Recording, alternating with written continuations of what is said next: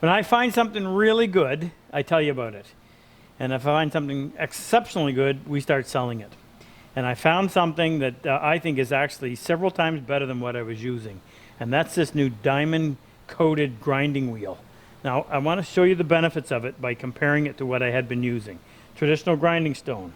Always tried to get as coarse a wheel as possible so it would cut cooler and faster. But these things have some serious downsides. Number one, they're fired, so they're not balanced. You have to get the right size bushing, which means sometimes you got to go through different ones in order to get it to fit whatever shaft is on your grinder. They have paper washers on either side that are an integral part of it, because when the washers go on and you tighten these up, you don't want too much pressure in any one spot, so these washers are designed to spread that out. Now, the biggest pain is that once you put it on, rarely are they balanced. Oftentimes you've got to stop, reposition it several times to finally get it to run even close to true. Once it does, you've got to go in and trim it with some kind of a diamond tool to get it true. And then usually what that does is slows the grinding down. So I go in with this wheel dresser, and it's not an easy tool to use. And that goes in and opens up the face so that it'll cut more aggressively. That's a pain, and they wear, and they also don't dissipate the heat very well. Well, let me show you what I've got that's so much better. This is Wood River makes this. It's a steel, solid steel wheel. It probably weighs 8 or 9 pounds, might even be 10 pounds. It has a diamond abrasive that's adhered to the edge, the edge and the face. This one happens to be 120 grit. Now, this is a new one. This is one we've had on our grinder for probably 5 to 6 months, and we do a lot of grinding. We make all of our 17-degree chisels. We do all of our half-blind dovetail chisels, and whatever grinding I do with plain blades and chisels as well. And it still cuts exceptionally well. I'm going to show you that. Now, let me show you how you mount it. They're bored for a 5/8 shaft, which is what my grinder is. Simply put that on. Put the outside collar on. Now, these grinders are made to deal with the traditional grinding stone, which means you don't apply too much pressure with this nut. But you can snug that up, and then this butterfly opens up, and it's spring-loaded somehow, so it keeps tension on there. Now I'll put the cover back on.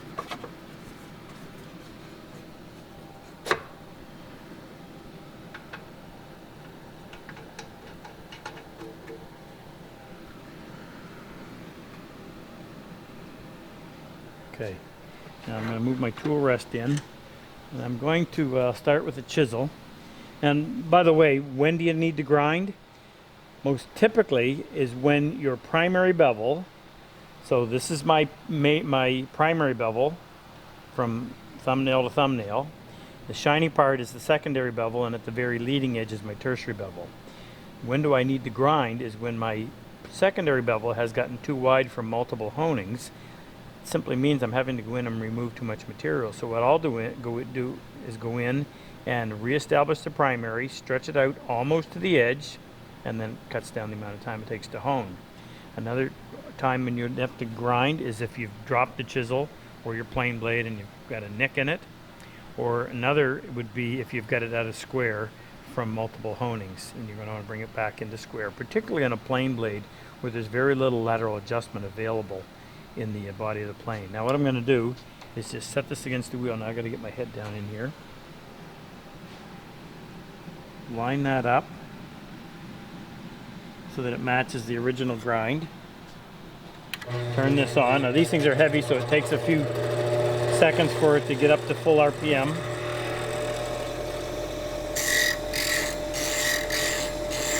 And what I'm most impressed with is the fact that this thing cuts incredibly fast and cool. And I just figured this out. When you're grinding on a traditional wheel, it's so porous, all the heat ends up in the tool, and you frequently have to dip this in order to keep it from burning. Because this thing is so heavy, it seems to be its own heat sink, and I've gone through and grind the entire blade and not even have it get so much as lukewarm.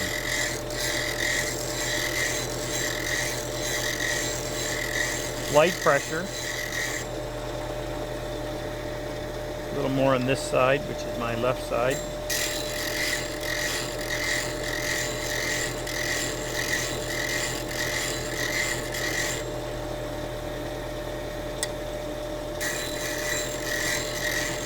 I don't want to eliminate all of the secondary bevel. I just want to shrink it down there. That's good. That's done. Now I'm going to do a plain blade as well. This is an IBC blade, which means it's quite hard. I'll just check it first to see where the angle is meeting. Okay, so there's where I'm touching. I've got to move this rest in a little bit just to raise that angle of attack, or angle that it meets the wheel, sorry.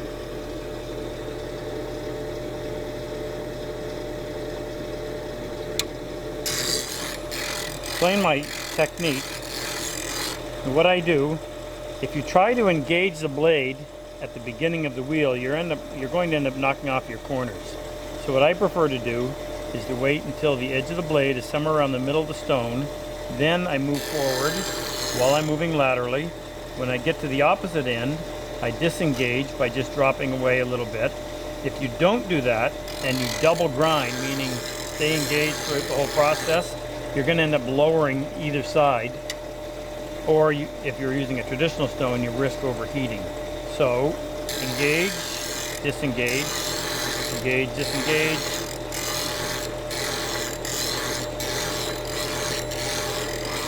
Light pressure.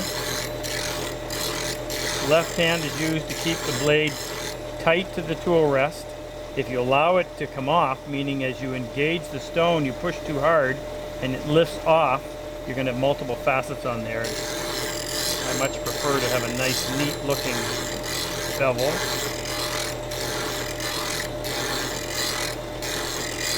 Doesn't take long. That's it. Nice straight line.